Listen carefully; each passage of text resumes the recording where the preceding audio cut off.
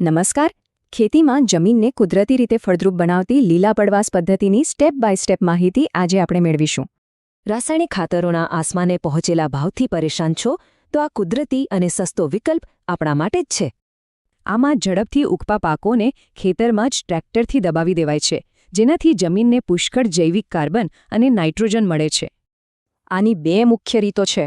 યા તો ખેતરમાં જ પાક ઉગાડો અથવા બહારથી કુમળા પાન અને ડાળીઓ લાવીને જમીનમાં દબાવો.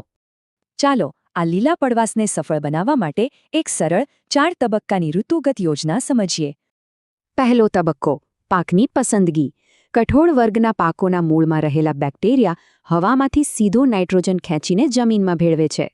શણ, ઢેંચા, ગુવાર અને મગ જેવા પાકો જમીનને કેટલો બધો નાઇટ્રોજન, ફોસ્ફરસ અને પોટાશ આપે છે તે અદ્ભુત છે. ખાસ નોંધો, ઢેંચા અને શણ સૌથી વધુ નાઇટ્રોજન આપે છે. આ તો આપણી જમીન માટે સાક્ષાત અમૃત છે.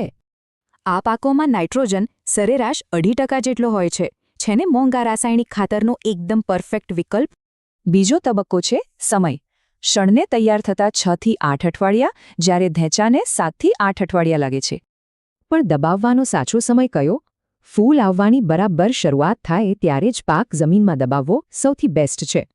ચેતવણી: સમયનું ખાસ ધ્યાન રાખજો. શણ અને ઢેંચાને 60 દિવસની અંદર જમીનમાં દબાવી જ દેવા જોઈએ. મોડું થશે તો છોડનું થડ લાકડા જેવું કઠણ થઈ જશે.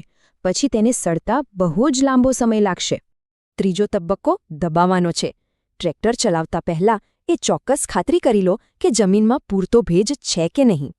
ચોથો અને છેલ્લો તબક્કો: છોડને જમીનમાં એકદમ બરાબર સડવા માટે પૂરા 15 થી 20 દિવસનો સમય ચોક્કસ આપો.